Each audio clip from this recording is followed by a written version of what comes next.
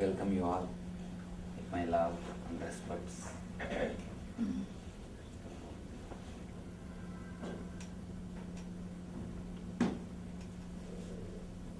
Today's subject is yoga for being, spirit. First day we saw yoga for body, next day yoga for visualization, third day yoga for mind, today yoga for spirit, being. Of course, today we are going to have one more session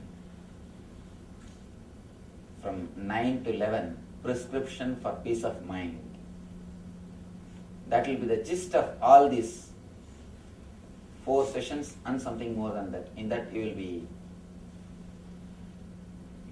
listening about how we perceive things and how we process information inside our system, how we decide where we go wrong, where we miss the reality, where we miss the existence, how we miss the bliss. We'll see about that in the prescription for peace of mind. Along with Dr. Murali Krishna, I will be presenting between 9 to 11. Now, yoga for spirit, being.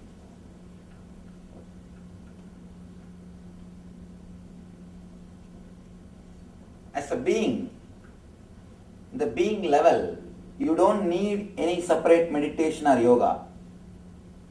All our yoga or meditation is to reach that level. That's all. If you can experience that level or stay in that level, you don't need any meditation or yoga. The aim of the yoga is reaching the level of being or the spirit. First thing, what do I mean by the word being or spirit? Let's analyze. Let's analyze what do I mean by the word being.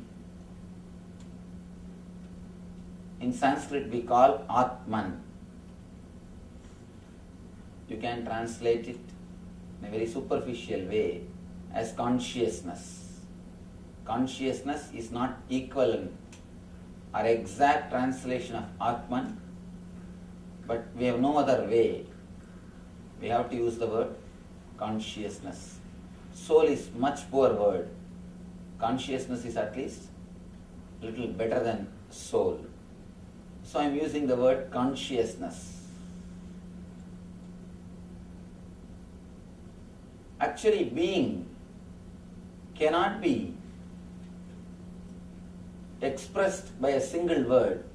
You can say what is not being and make people understand what is being.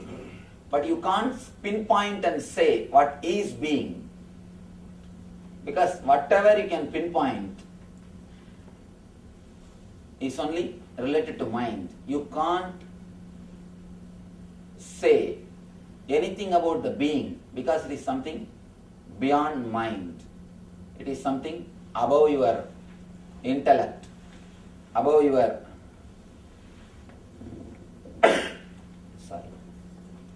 it is something beyond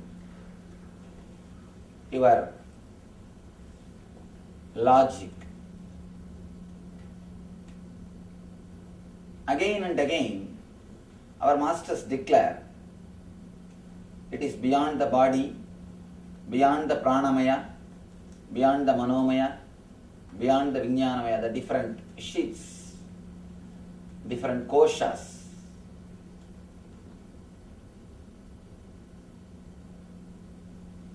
You have 5 bodies according to our Upanishads, are the 5 part of your being. First thing, physical body, which you are having, made out of flesh and bones, you know. Next thing, the pranic body, all the prana movement which is happening inside your system. Inhaling, exhaling, all the other prana movements. in your system. Third thing, your inner chattering. That is called manomaya. Fourth thing, the deep sleep state, what they call vijnanamaya, which you experience at the time of deep sleep. Fifth thing, anandamaya, of course, which you experience very rarely when your mind is totally in peace, when your mind is totally in silence. It is very rare people experience this Anandamaya Kosha. It's like if you are continuously asking for something, for example a sweet, particular sweet, continuously you are thinking about it. You want to have it. You are working for it. Suddenly one day you get that sweet. When you put that in your mouth, the restlessness which you had for that sweet, or continuous thinking which you had for that sweet, it disappears, it comes down. Your mind becomes a little calm for few moments. That few moments you experience Anandamaya Kosha. You experience the joy which is from your being.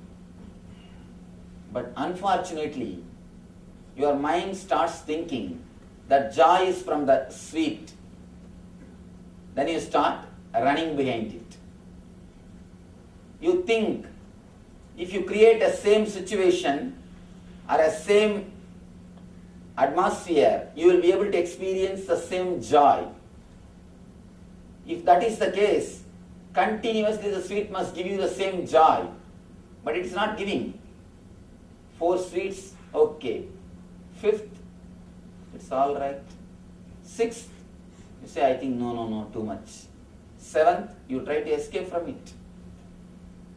If it is from the sweet, it must only continue or grow. If it is from particular space or particular situation, it must continue or grow, but it is not our experience. Sometimes you go to the beach, you feel sudden peace, calmness in your mind. If you think, oh, the beach is associated with peace and calmness, try to go every day, what you start experiencing? You will sit there and start your regular worries. That's what I always tell people.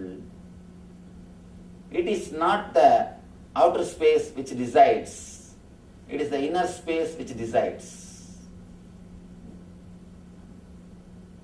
The person who can't create the inner space of bliss can never have vacation. You may try your best to change the outer place, to try to have vacation. You may try all your best, all possible way. But finally, you will end up only in the changing the place. You will never have changing the space. It's like understand this one example. If you are sitting in the office and worrying, it is work. If you are sitting in the house and worrying, it is homework. If you are sitting in beach and worrying, it is vacation. That's all. That's all we know. We don't know anything else. When you try to associate peace or bliss with the outer space or the outer situation, outer things, you try to repeat the same thing. But you will not have the same calmness, same joy, same peace, same ananda from that space, from that thing again and again. If you somehow learn the technique or manage to tune yourself with your being and open the Anandamaya Kosha, the bliss space, continuously you will be able to stay in that space. Continuously staying in that space is what I call Nitya Ananda, the eternal bliss. Eternal bliss. That is what I call the state of being. You exist in 3 levels: being, having and doing. Some people exist only in the level of doing, workaholics. They can't relax. The moment they relax from the work, they feel that they are not needed. Even if they don't get money, they will not be able to relax from that work. Many people I have seen, they take up some social service just because they can't keep quiet.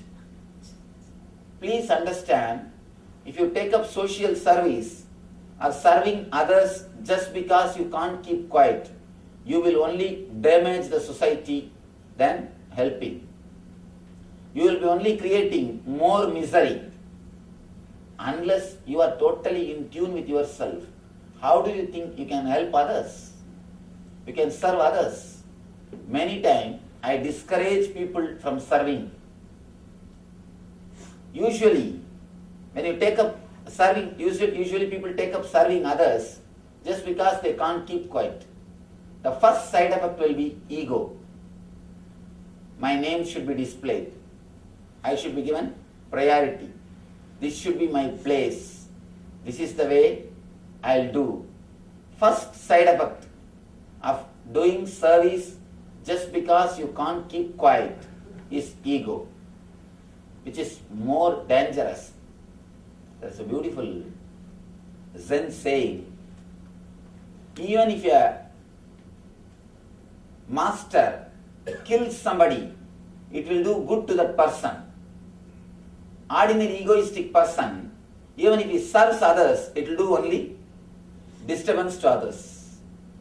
It is the quality of your being which decides whether you are going to do good or bad to the society, to the humanity. If you take up any service just because you can't keep quiet, just because of your workaholic attitude, be very clear, neither you will be peaceful nor others will be peaceful. I have seen many so-called social service, so people who are doing social service are social service institutions. Actually, the social service organizations are the root cause for all the troubles. They create trouble so that they will have their job. They just wait. Otherwise, they feel they are not needed. Please don't do any service just because you can't keep quiet. Let all the service be outcome of bliss and joy. Then you will never expect any other result. It's a beautiful story. Bodhidharma goes to China. There he was received by the king of China in the border. The king is very devoted to Buddhism. He has built thousands of monasteries. He has translated all Buddhist scriptures to Chinese language. And he has done all possible things to spread Buddhism. He is standing in the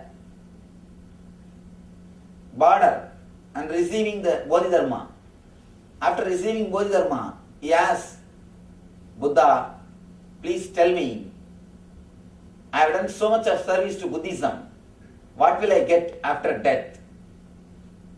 What is the reward for me? Because I have done so much of service. It's a wonderful story. He says, I have asked so many Buddhist monks. They told me that I will reach the seventh heaven. But I wanted to listen from you. What will I get after my death? What will be the reward for me for all this service? Bodhidharma is a very honest man. Very honest man. Straight away he says, doesn't even bother that he is a king of this country. He says, I can be sure of one thing, you will reach only seventh hell. I was totally shaken. The king was totally shaken. He said, what are you talking? I have done so much for Buddhism. How can you say that I will reach seventh hell? Bodhidharma makes a beautiful statement. If you have really done the service, the very service itself is a reward. If you have really done this out of your joy and bliss from your being. The very service itself is a reward. You have done from your doing. Just because you can't keep quiet. Your whole personality is centered on doing. Our personalities will be centered in 3 levels. Either it will be centered in being level, or having level, or doing level. Person who is centered in doing level, he is in hell. There is one more beautiful statement Bodhidharma makes. Don't think you will do some sins and then reach hell. You are doing sins because you are in hell. You will never hurt others. You will never be violent with others if you are happy, peaceful within yourself. You will do sinful acts. You will do wrong things because you are in hell. Very doing wrong things shows that we are in hell. Very doing right things shows that we are in heaven. Don't think you will do some sinful acts then go to hell. You are in hell because of that you do sinful acts. Don't think you will do some good things and then reach heaven. No. You do good things because you are in heaven. The very mood with which you do the activities, that is heaven or hell. Heaven or hell is not geographical, it is psychological. It's not geographical. Don't think you will reach somewhere. No. Bodhidharma explains beautifully. All your service, all your action is out of doing, not out of your being. Because you can't keep quiet, you have to do something. You are rajasic, restless. Just you wanted to show you are some way great. Whatever you take up, you do it in a very big way. Why do you think these so-called religious people install tall structures? It is not to show the greatness of God, it is to show the greatness of themselves. Big kings erecting tall structures. Why? It is to show that they are great. Not even God is great. I have seen in India some temples are called Birla Temple. I was just shocked. Why should Birla have a temple? Why should Birla have a temple? It's for God we make temples. But when you erect temples just to show your greatness, the temple will be named only after you, not after God. It is out of restlessness, just to show that whatever you do it in a grand way. Whatever you do it in a big way. When you do the service just out of restlessness, out of doing, it will create only hell for others and for you. That's the first thing. Next thing, not only service, anything you do out of doing, anything you do out of restlessness will create only more confusion, more questions within yourself. I have seen many people coming and asking me, Swamiji, somehow I don't believe in my profession. How can I practice it? What am I supposed to do? I feel I am not in the right place. I feel I am misplaced. Deep misery, deep agony is their being. Then how can they do anything perfectly? How can they do anything totally? I have at least 600 American doctors as our healers. We have 2,000 healers all over the world, serving the society through 400 centers.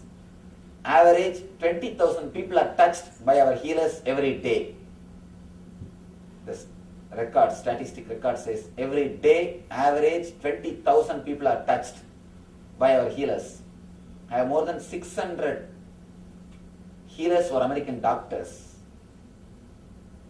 I have seen many doctors coming and asking me, Swamiji, somehow I feel I am not in the right place, or I am not doing what I feel. What can I do? How can I do? What should I do? How to go about? Understand, it is not important what you are doing. It is important how your being is.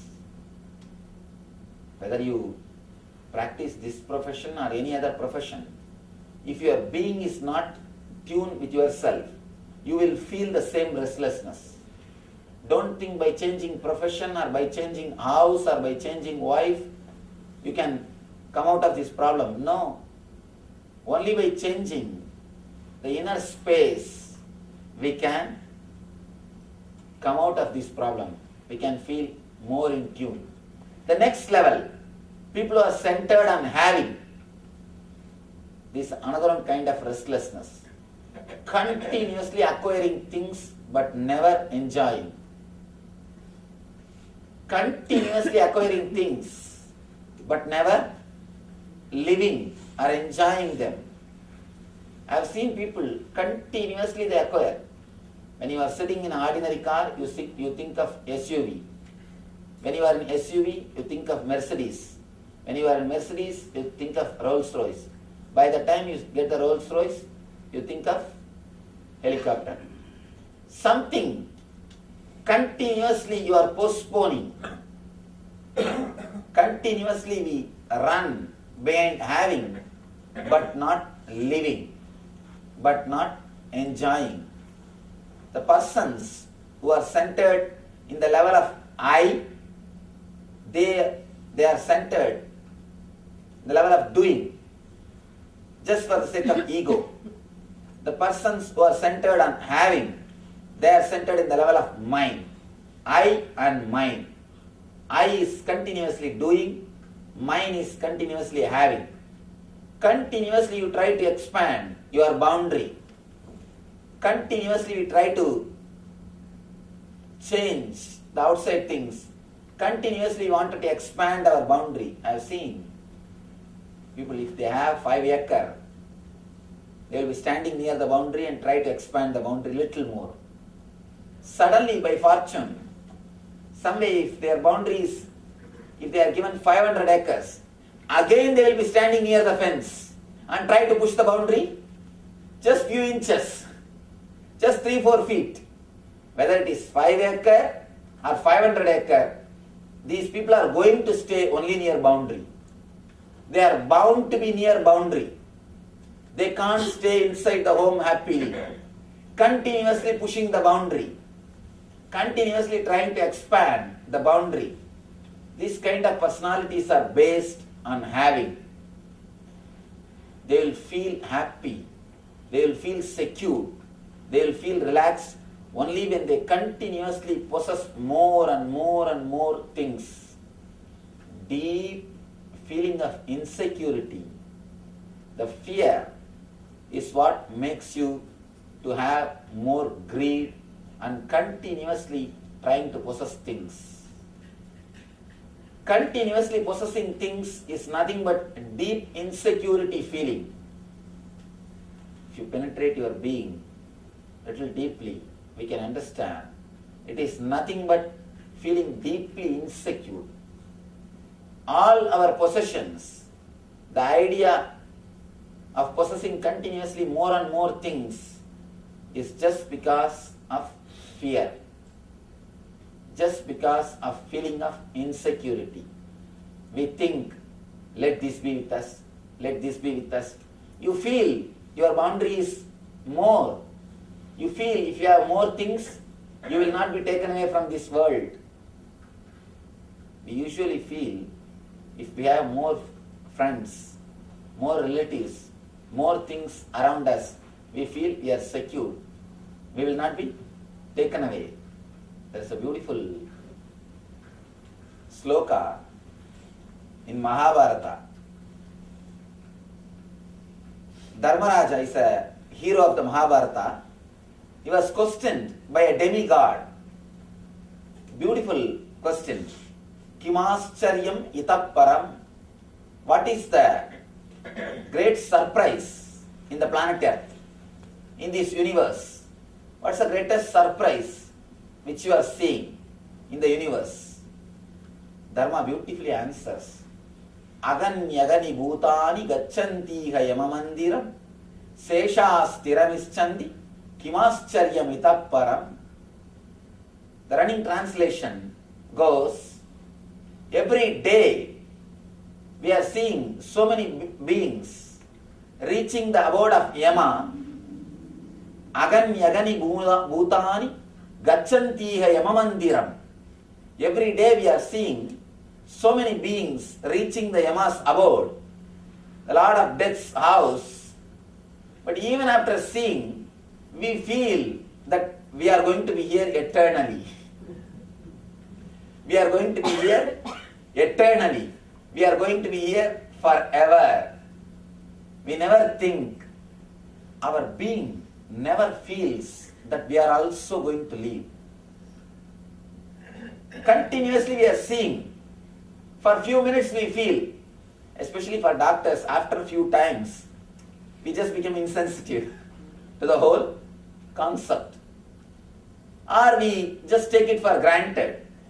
We don't think, we don't look, we don't prepare ourselves consciously for the whole life and death. We don't look the whole event. We don't look both sides. Either you try to forget yourself through greed, means expanding your boundary, or you try to forget yourself because of the fear. Of course, the fear also ends in expanding the boundary. We try to hide, we try to forget all these things by continuously expanding the boundary. Whether you stay in the level of doing or in the level of having, unless you reach the level of being, you will not be able to relax. You will not be able to experience what is really life. Actually, a person who is born blind, you can never make him understand what he is missing. Can you make him understand what he is missing? No.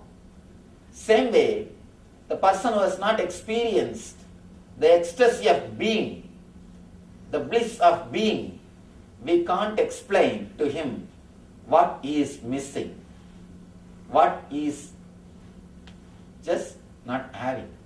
By not entering into the space of being, what we are missing can never be explained or expressed by words.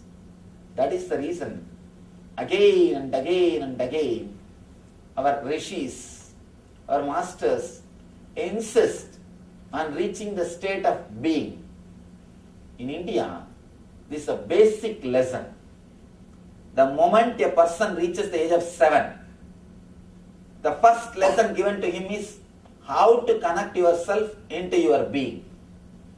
How to connect yourself to your being. The first lesson taught to anybody is how to stay in your being level. The Gayatri Mantra is a straight technique to reach the being level. Of course, the Gayatri Mantra is nowhere related to any ritual, any puja or any worship. It is a straight technique to make you fall in tune with the being, to make you fall in tune with your consciousness.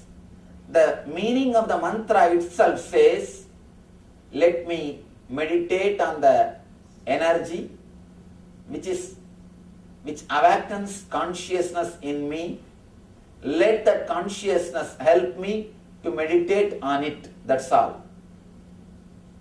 Nowhere it says about any devata, any god, any ritual, anything. It's a straight technique to tune yourself into that being level. When I use the word being, I mean the thoughtless awareness. You are doing or having. These two are like a zeros. Unless there is a being, these zeros have no value. Only when you achieve your being, these zeros will have value. If you don't have the being, what can you enjoy? You can only just jump from one place to another, one space to another. We can just move. We are almost living like a ghost. We are living like ghosts. Our body is there. We are moving. Something is happening. We are there. But the being, the feeling of homeliness is missing. The first day, somebody asked me, Swamiji, what do you mean by the word you achieved enlightenment? Throw us a little light. Educate us about it. Who asked? Is the person is here? Who put that question?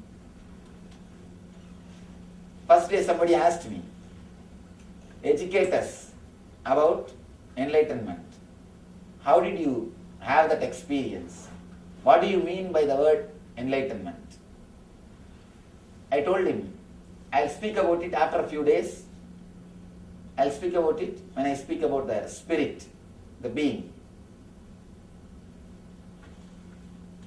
See, enlightenment doesn't mean that you became extraordinary or you became something like a superhuman or you became some way superlative. No. By enlightenment, you achieve one thing, a deep, homely feeling, deeply rooted, centered in your being. You will feel a deep relaxation. You have come home. You are in your space. There is no other supernatural powers or there is no other supernatural things associated with enlightenment. Having some supernatural power is no way related to enlightenment. Please understand. Some powers may express through enlightened person, that is different. But the powers are not criteria. Just doing some magic or a miracle is no way related to enlightenment. If magic or a miracle is the criteria for enlightenment or saintlyhood, P.C. Sarkar is the greatest saint. He does all possible magics, all possible miracles, which nobody can explain. So magic or supernatural things are not the real criteria of enlightenment. Enlightenment is a deep feeling or deep settledness or a total relaxation which happens inside your being.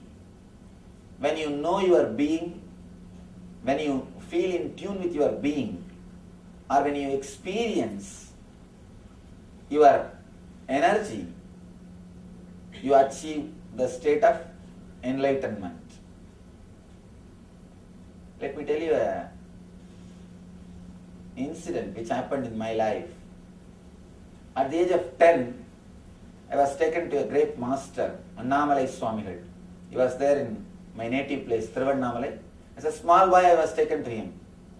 Usually, in India, the parents, they force the kids and take them to these Swamis and all these temples. I was also taken by force. He was talking to a group of Westerners.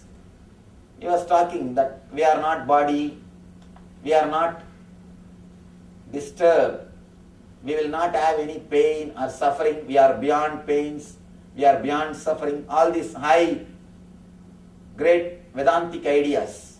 He was talking. When I heard that first thing, I felt surprised. I was surprised. How can this be true? When my mom beats, I feel the pain. Of course, in India, kids will be beaten by parents. When my mother beats me, I feel the pain. When my teacher fires me, I feel the suffering. How can he say this statement? I went to the house and I wanted to experiment, test what he said. I took a knife and tried to cut myself. I cut my thigh to see whether I have pain or not. Of course, I had pain. I was taken to the doctor. They put the stitching and first aid, everything. They've done everything. After a few days, I went to that Swami again. I asked him, what is this? What did you teach? I went and cut myself. Why did you say all these things that we don't have pain and we don't have suffering? I went and tested it on myself. That Swami made a beautiful statement. Don't worry, my son. Do the small meditation technique. When time comes, you will understand what I said. Now you may not have understood. But when time comes, you will understand, realize what I said. Do this meditation. He taught me a simple technique of searching the source of your thoughts. Just start searching the source of your thoughts. So I said, all right, now you are teaching me the meditation, it's okay. But what about the pain which I am having? What about the suffering which I am having? Now I will do this meditation. This you could have told me earlier itself. What about the suffering? He told me the beautiful statement. Don't bother about this suffering. The courage to experiment the truth which you have is more than enough. That will liberate you. These one or two small mistakes, these small things, don't bother about it. It is worth doing. Or these troubles are worth facing. The courage to experiment with the truth, that's the greatest thing anybody can have. You have that. That is enough. That will guide you. That will lead you to the ultimate experience or to the end of the life. Of course, that one statement, the courage to experiment with the truth, that one statement gave me the courage to experiment with all these truths. To reach the being level, we need only one thing, the courage to experiment with the truths, the courage to go behind the truth wherever it leads us, not just as a time passing. Most of the time, all these higher ideals are just time passing for us. I have seen people coming and asking me, Swamiji, tell me something about God, how to realize, how to achieve the spirituality. I tell them, please be seated, let's stop. They say, no, I have to go for bus urgently. Just tell me something within 10 minutes. I have only 10 more minutes. So you can't have instant coffee.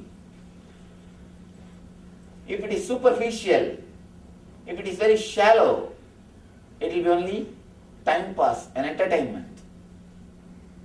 I have seen, actually once a person came to me and he asked me, Swamiji, please teach me how to achieve God, how to reach the enlightenment. Please teach me. I did not answer. I just started talking something else. I just started talking to him. How are you? You are from where? What you are doing? How many kids you have? What your wife is doing? I started talking all these things. And he started answering. Then conversation turned towards other side. After that, he spent 3 hours with me. He did not even raise that question again. He forgot the whole question. Then understand how sincere the very question is. Just the time pass. Casual question. Just because you got somebody. Put some question, that's all. If he answers, okay. If he doesn't, well and good. Which is not sincere. Or the real problem. People tell me, Swamiji, many times I think I should ask this question, that question. I come with all preparation. But when I come in front of you, I forget all the questions. If you say this, be very clear, your questions are not worth answering. They are just casual. If they are real questions, how can you forget them? They will haunt you in your dreams, in your sleep, in your day. They will be continuously haunting you. If they are real questions, they will be continuously haunting you. If they are superficial, naturally, you will forget. The questions should become quest. Only when the questions become quest, you will be able to grow towards the higher consciousness. Only then you can reach the flowering of your being, what I call your consciousness or spirit. Take this only one message with you. Have the courage to experiment with the truth. Whatever you think as truth, you don't have to go for searching the highest ultimate truth. You can't say, let me first know the ultimate truth, then I will try to experiment with it. No. You will not know which is ultimate truth when you start. Whatever you think as truth, try to experiment with it. Have the courage to experiment the truth. That's the one and only way to reach the being. There is no other way. There is no other method. There is no other technique. No meditation technique will help than this one statement. Having courage to experiment with the truth. Actually, even with meditation, you will experiment. You will do meditation technique only when you have the courage to experiment the truth. Meditation is also the truth which you heard. Only if you have the courage, you will experiment with it. Otherwise, what will you do? Oh, 2 days, the Swami spoke really nicely. He's a good orator. Or you'll say, even though he looks very young, he's a good speaker. I have seen many people, after the discourse, they will come here and tell me, Swamiji, you speak so beautifully. You have spoken such great things. I just catch them. Tell me what I spoke. I just catch them. Tell me what I spoke. They say, no, don't ask that. You spoke very nicely. You are really a great person. I have never seen such a great discourses. I have never heard such a great discourses. I have never seen such a great person. You spoke really nice way. Please understand. If people are coming and telling after the discourse that I spoke beautifully, means they have not heard what I spoke. They are just sitting and preparing what they should come and tell me after the discourse. They are just preparing in the mind. What should I tell? You see, you praise others just to get others' attention. Let's be very clear. We just praise others to get the attention of others, or expecting that they will also praise us. We just have to be too polite. We can't say directly, please praise me. We have to be little diplomatic. We have to be little polite. So naturally we have to use little courteous words, good words towards others, so that they will tell, oh, you are really a great person, very good person, you have such nice words for others, you are such a beautiful person. We throw good words towards others expecting that we will get them back. We will get them back. Please be very clear. Don't prepare words. I have seen usually people, when they sit and listen, either they will be preparing the words which is against what I am uttering, arguing with themselves. No, I don't think this is truth. I don't think this is right. Or they will start believing and start coining the words, how to praise me. By doing both, you are missing what is said.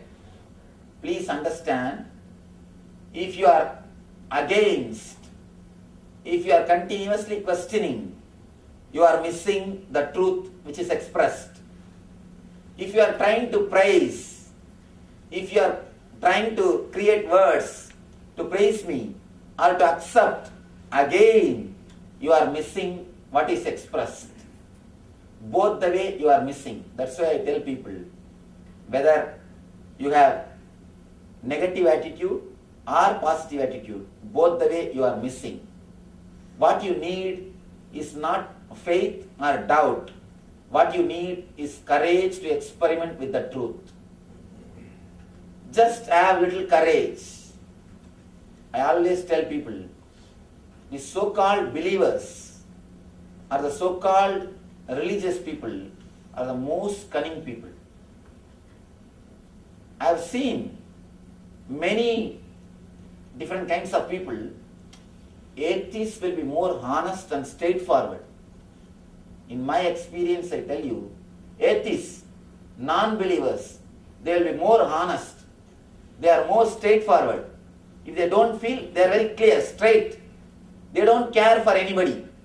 But the so-called believers, believing out of fear or greed without having the courage to go behind the truth. I call only these people as believers. Believing just out of fear or greed without having the courage to experiment with the truth. This type of believers, they will be, first thing, they will be hypocrites. Next thing, egoistic. They will design all cunning methods to escape from the truth. They will have everything except truth.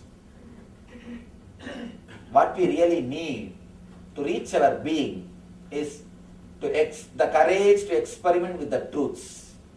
Vivekananda says beautifully, instead of reading libraries, volumes and volumes of books, just have the courage to experiment with simple 2-3 concepts.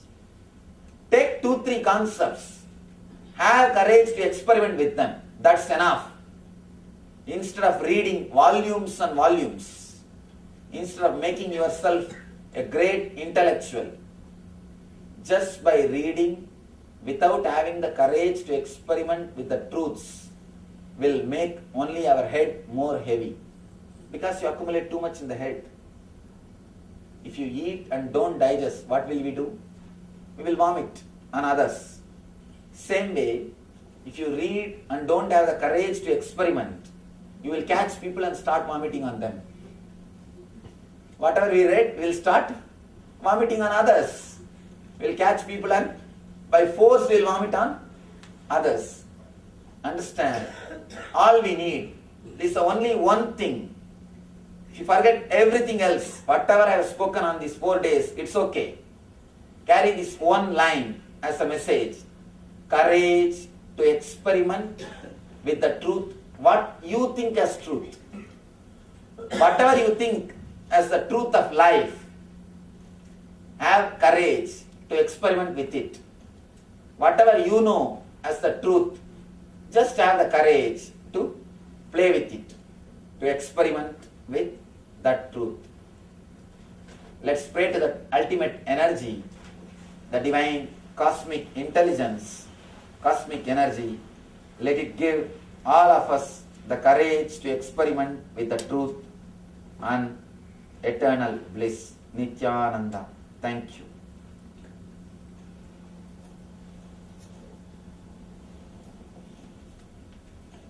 We'll take few minutes for your question answers to analyze these concepts through questions and internalize. We have a few more minutes. You can put any questions related to this subject which I spoke today. By analyzing it, we can internalize it. We will have meditation in the next session. Between 10 to 11, we will be having one more session here. Actually, 9 to 10, Dr. Murali Krishna will be presenting. 10 to 11, I will be presenting one more session, prescriptions for the peace of mind. Prescription for the peace of mind. In that session, we will do a meditation technique. Now, for next few minutes, we will have question and answer. Yes. Could you, Swamiji, tell something about Sarupa Samadhi? Oh, that's nice. Too big word.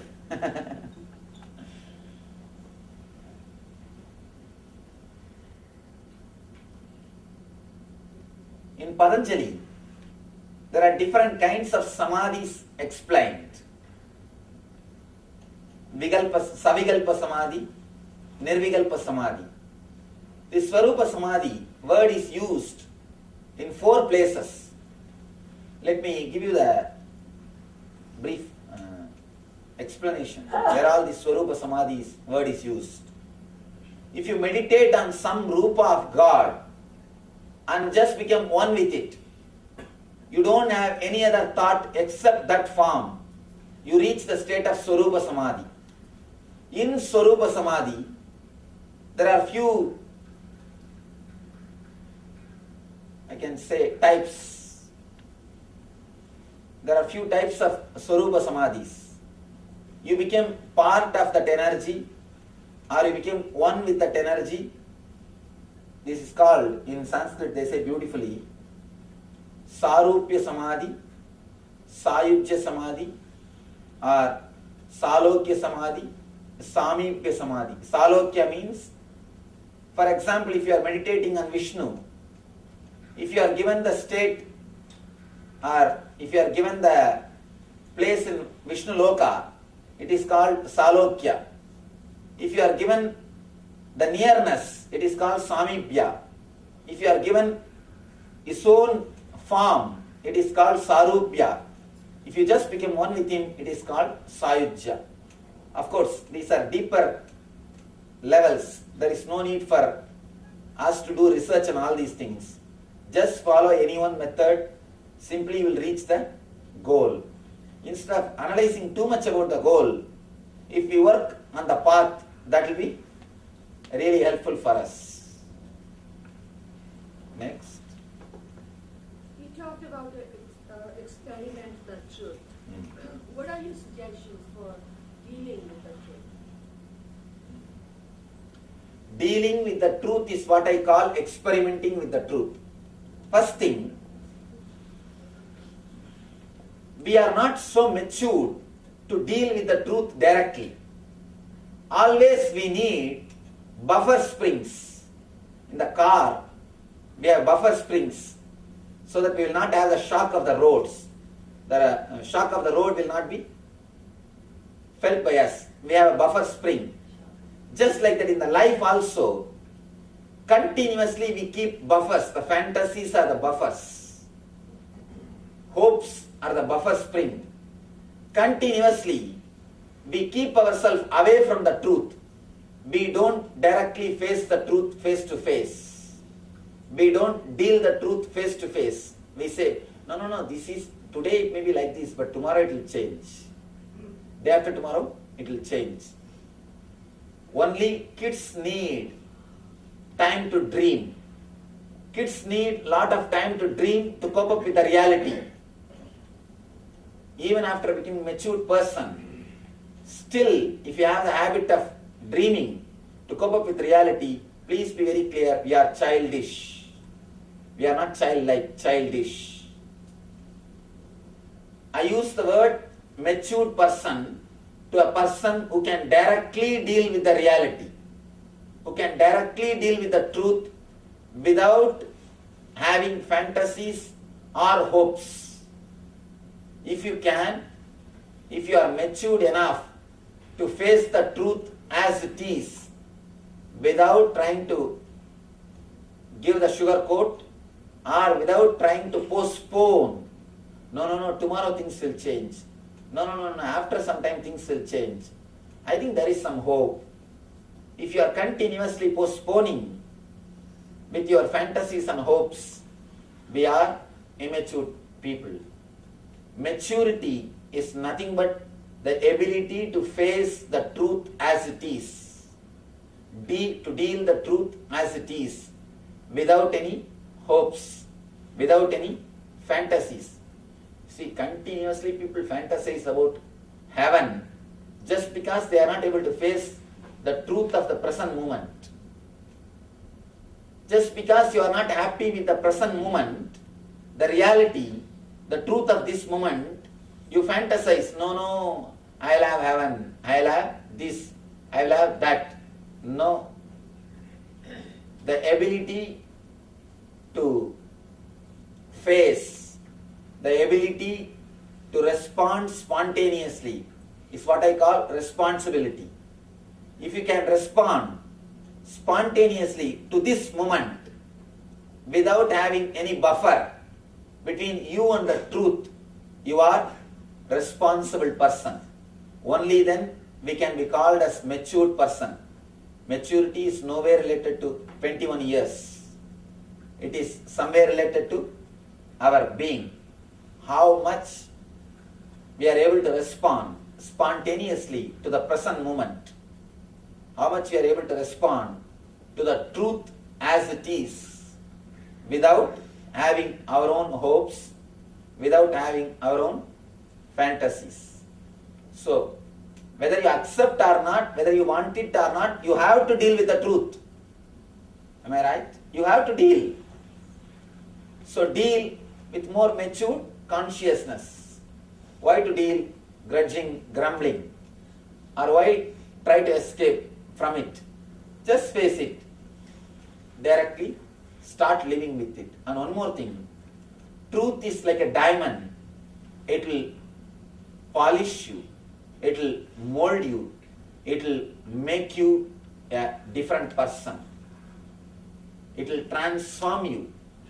I always tell people, whenever you feel insecure or totally shaken, facing the truth, some reality, some incidents which happens in your life, if it shakes your being, allow the shaking to happen. Let the truth shake you. Let the truth penetrate you. It will transform you. Truth is always intelligence. The truth will give you enough intelligence and energy to face the life. Only thing, when you try to protect yourself, when you carry some shield to escape from the truth, then you miss the whole thing. Then you miss the whole thing. If you hide yourself through some entertainment programs, some way turning yourself away from the reality, then you miss the whole thing. Whenever your being is depressed, whenever you face low mood, face it. Don't escape from it. If you try to escape through some entertainment, partying or drinking or TV or some media or magazine or some way, continuously it will be running behind you. The depression will not leave you. It is waiting. It will chase you. When you sit with yourself, it will come up. Don't try to escape from your being. Whatever is, whether it is guilt, low mood, or a depression, whatever is reality, face it. Let's see who else can face. If you are not ready to face your being, if you don't want to be with your being, nobody else will want to be with you. So be very clear. Only when you face the reality of your being, you will be able to be with yourself.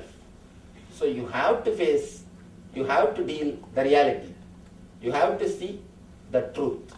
Whether today or tomorrow, the earlier you see, better for yourself. All of these are steps, or what I call steps, or exercises, just like you do physical exercises to strengthen the body. Yogic discipline, yogic exercises are primarily meant to provide you the means or the techniques to take you to that state of connectedness, to that state of bliss or ananda, which I'm not giving a discourse, by the way, I'm just stating my question with a few things. I just wanted some clarification. To help us achieve that level.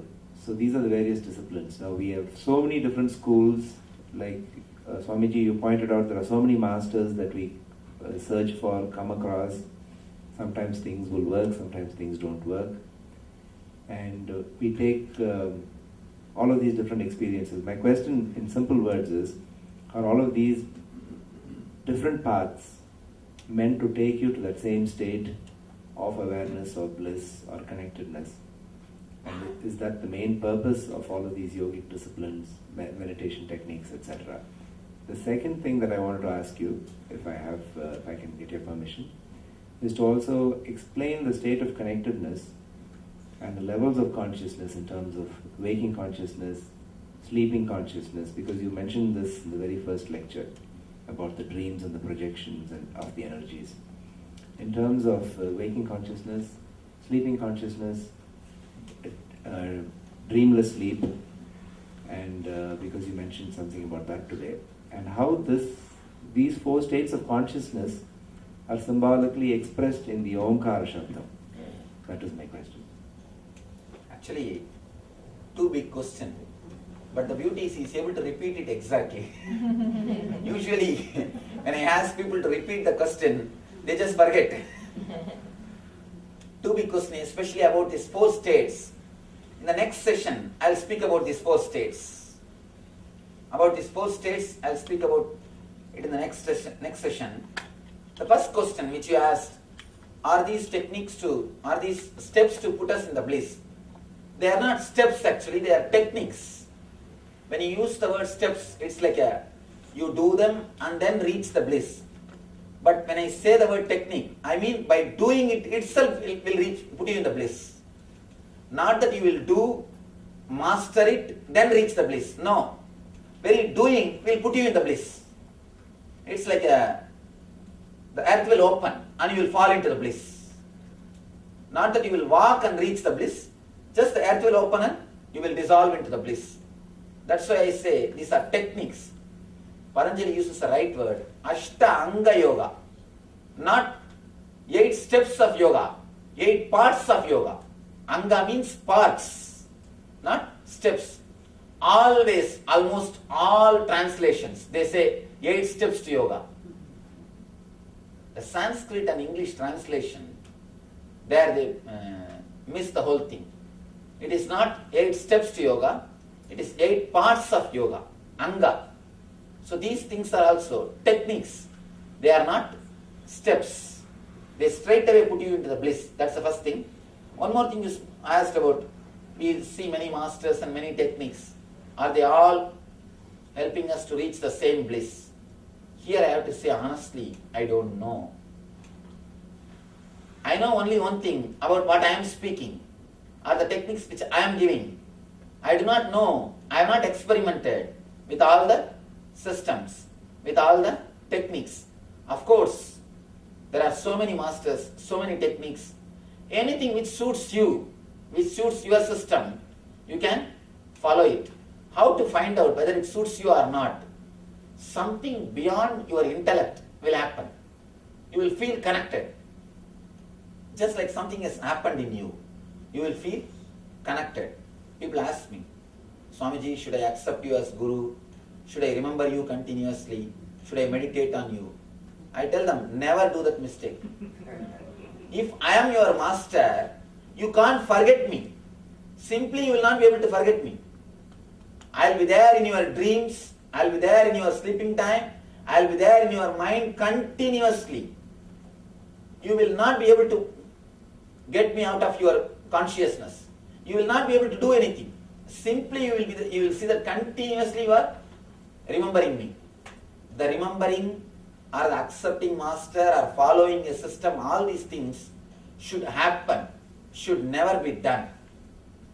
All you can do is try to have the courage to experiment with the truth. Try to experiment with some techniques or something which you think as truth. Do that much is enough. That much is enough. More than this, everything should happen. If you do it, it will not be having the same result. It will not be beautiful like it's happening. The other things, the higher things should happen. So just search, continue to search. At some point, with somebody, something will click. You will feel deeply connected and you will simply feel that he is the person for you. You will simply follow him. Something will say from your being, beyond your intellect. That's the right, he is the right person, that's the right technique for you. Till then, whatever you think as truth, whatever you know as truth, according to your logic, work with it. Just try to experiment with it. Go behind the logic, you will end in intuition. Actually, intuition is not something against the intellect. It is the peak of intellect. You will use your intellect as much as possible.